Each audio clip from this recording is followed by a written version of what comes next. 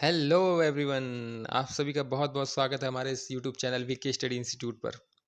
जो भी लोग पहली बार इस चैनल पर विजिट कर रहे हैं, प्लीज़ चैनल को सब्सक्राइब कर लें, साथ ही बेल आइकॉन को भी प्रेस कर दें। और हमारे ज़्यादा अपडेट के लिए आप हमारे टेलीग्राम चैनल से जुड़ जाइए, जिसका लिंक डिस्क्रिप्शन बॉक्स में दिया गया है। और साथ ही साथ हमारे फेसबुक पेज को भी लाइक कर लीजिएगा, जिसका लिंक डिस्क्रिप्शन बॉक्स में दिया गया है। अगर आपके कोई क्वेरी है, कोई सुझाव है, तो प्लीज़ कमेंट सेक्शन में ज़रूर लिखिएगा,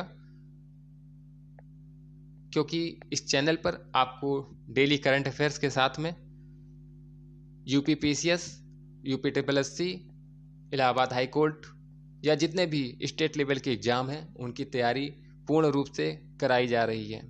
तो बने रहिए हमारे साथ, जुड़े रहिए हमारे साथ। जल्दी से जाकर के चैनल को सब्सक्राइब कर लीजिए। और करंट अफेयर्स 26 जून 2018।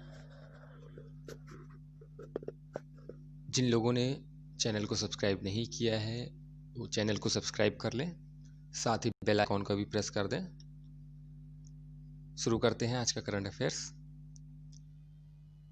आत्मनिर्भर उत्तर प्रदेश रोजगार अभियान। हाल ही में प्रधानमंत्री नरेंद्र मोदी ने वीडियो कॉन्फ्रेंसिंग के माध्यम से आत्मनिर्भर उत्तर प्रदेश रोजगार अभियान शुरू किया।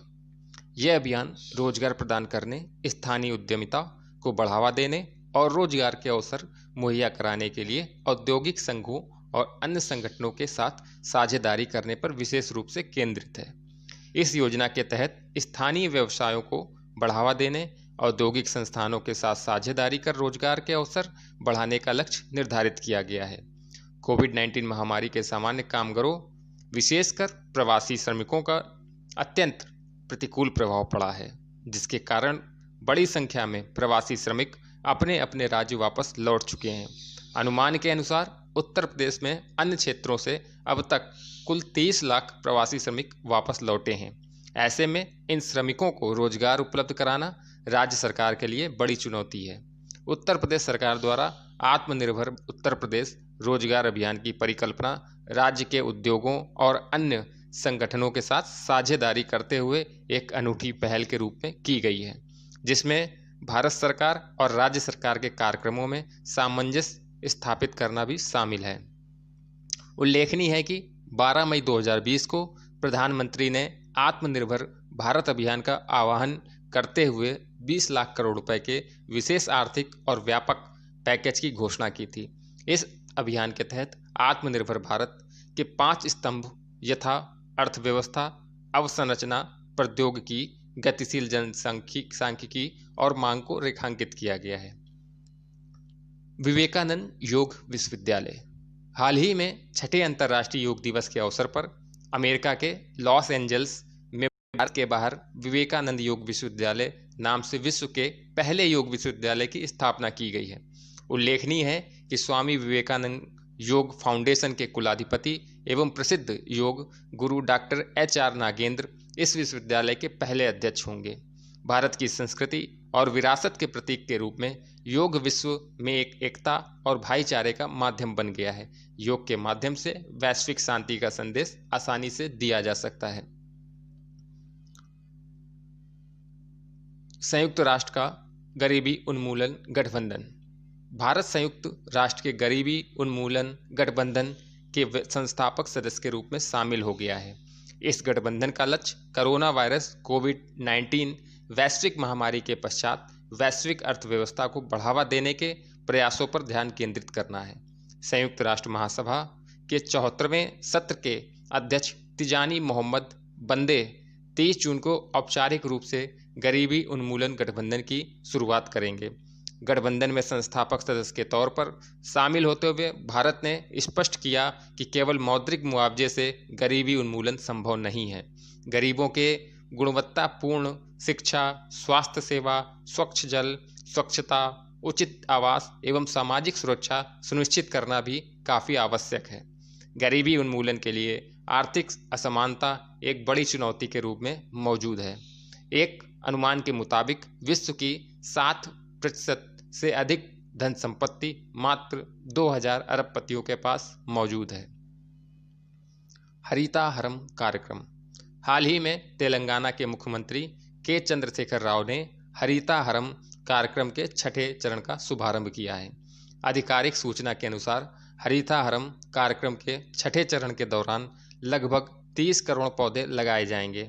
ज्ञात है कि राज्य में यह वृक्षारोपण कार्यक्रम बड़े पैमाने पर रोजगार पैदा करने में भी मदद करेगा, क्योंकि महात्मा गांधी राष्ट्रीय ग्रामीण रोजगार गारंटी अधिनियम मनरेगा के तहत पौधे रोपने हेतु गड्ढे खोदने का कार्य दिया जाएगा। तेलंगाना का हरिताहरम कार्यक्रम राज्य सरकार द्वारा कार्यान्वित व्यापक वृक्षारोपण कार्यक्रम है, जिसके तहत राज्य में वृक्षों के क्षेत्र को 24% से बढ़ाकर 33% करने का लक्ष्य निर्धारित किया गया है। इस कार्यक्रम का शुभारंभ 3 जुलाई 2015 को तेलंगाना के तत्कालीन मुख्यमंत्री द्वारा किया गया था। छत्तीसगढ़ राज्य सरकार द्वारा राज्य में पशु मालिकों से गाय के गोबर को खरीदने के लिए गौधन न्याय योजना की शुरुआत की जाएगी। छत्तीसगढ़ राज्य में गौधन न्याय योजना की शुरुआत 11 जुलाई 2020 से राज्य के लोकप्रिय हरेली त्यौहार के दिन की जाएगी। इस योजना के सुचारू क्रियान्वयन के लिए एक 5 सदस्यीय कैबिनेट उप समिति का गठन किया गया है। यह समिति राज्य में किसानों, पशुपालकों, गौशाला संचालकों एवं बुद्धिजीवियों के सुझावों के अनुसार गोबर की क्रय दर निर्धारित करेगी। गोबर खरीद से लेकर उसके वित्तीय प्रबंधन और वर्मी कंपोस्ट के उत्पादन से लेकर उसके विक्रय तक की प्रक्रिया के निर्धारण के लिए मुख्य सचिव की अध्यक्षता एवं प्रमुख सचिवों की एक कमेटी गठित की गई है। हरेली त्यौहार क्या है, इस पर भी एक जानकारी। हरेली त्यौहार छत्तीसगढ़ का सर्वाधिक लोकप्रिय एवं हिंदी वर्ष के अनुसार सबसे पहला त्यौहार है। पर्यावरण को समर्पित यह त्यौहार छत्तीसगढ़ी लोगों के प्रकृति के प्रति प्रेम एवं समर्पण को भाव दर्शाता है। यह त्यौहार सावन मास की अमावस्या तिथि को मनाया जाता है, जो पूर्णतः हरियाली का पर्व है। यह त्यौहार किसानों द्वारा अपने औजारों की पूजा के साथ शुरू होता है, जिसमें किसान खेत के औजार व उपकरण जैसे नांगर, गैंती, कुदाली, रापा इत्यादि की साफ सफाई कर पूजा करते हैं। साथ ही साथ बैलों व गायों की भी पूजा की जाती है। राष्ट्रीय ध्रुवीय एवं समुद्री अनुसंधान केंद्र national centre for polar and ocean research NCPOR ने प्राचीन सूक्ष्म समुद्री शैवाल कोकोलीथोफोरस का अध्ययन करने पर पाया कि दक्षिणी हिंद महासागर में कैल्शियम कार्बोनेट CaCO3 की सांद्रता में कमी आई है। कोकोलीथोफोरस विश्व के महासागरों की ऊपरी परतों में निवास करने वाला एकल कोश की शैवाल है। यह समुद्री फाइटोप्लैंक्टन को चूने में परिवर्तित करते हैं, जो खुले महासागरों में 40% तक कैल्शियम कार्बोनेट का उत्पादन करते हैं और वैश्विक निवल समुद्री प्राथमिकता उत्पादकता के 20% के लिए जिम्मेदार हैं। ये अलग अलग चाक एवं सी सेल वाली कैल्शियम कार्बोनेट की प्लेटों से एक्सोस्केलेटन बनाते हैं। राष्ट्रीय ध्रुवीय एवं समुद्री अनुसंधान केंद्र national centre for polar and ocean research NCPOR का गठन एक स्वायत्त शासी अनुसंधान एवं विकास संस्थान के रूप में किया गया था। यह भारत सरकार के पृथ्वी विज्ञान मंत्रालय मिनिस्ट्री ऑफ अर्थ साइंस के अंतर्गत कार्य करता है। यह ध्रुवीय एवं दक्षिणी महासागरीय क्षेत्र में देश की अनुसंधान गतिविधियों के लिए जिम्मेदार संस्थान है। यह केंद्र गोवा में स्थित है। तो प्रश्न पूछा जा सकता है, NCPOR का केंद्र कहाँ पर स्थित है? तो इसका केंद्र गोवा में स्थित है। Centre for science and environment नामक पर्यावरण विशेषज्ञों के एक समूह द्वारा किए गए विश्लेषण के अनुसार लॉकडाउन की अवधि के दौरान जहां पार्टिकुलेट मैटर और नाइट्रस ऑक्साइड के स्तर में कमी आई है, वहीं कई शहरों में ओजोन के स्तरों में बढ़ोतरी हुई है। ओजोन क्या है? ओजोन O3 ऑक्सीजन के 3 परमाणु से मिलकर बनने वाली एक गैस है, जो वायुमंडल में काफ़ी कम मात्रा में पाई जाती है। यह हल्के नीले रंग की तीव्र गंध वाली विषैली गैस होती है। ओजोन गैस की खोज जर्मन वैज्ञानिक क्रिश्चियन फ्रेडरिक शोनबाइन ने वर्ष 1839 में की थी।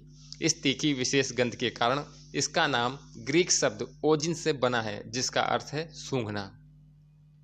ओजोन गैस किसी भी स्रोत द्वारा प्रत्यक्ष रूप से उत्सर्जित नहीं होती है, बल्कि इसका निर्माण नाइट्रोजन ऑक्साइड और हाइड्रोकार्बन जैसी गैसों के तेज धूप और ऊष्मा के साथ प्रतिक्रिया करने से होता है।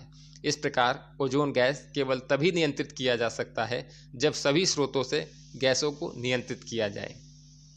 राष्ट्रीय ध्रुवी एवं महासागर अनुसंधान केंद्र national centre for polar and ocean research NCPOR के द्वारा किए गए एक अध्ययन से पता चला है कि ग्लोबल वार्मिंग के कारण आर्कटिक सागर की बर्फ में कमी आई है।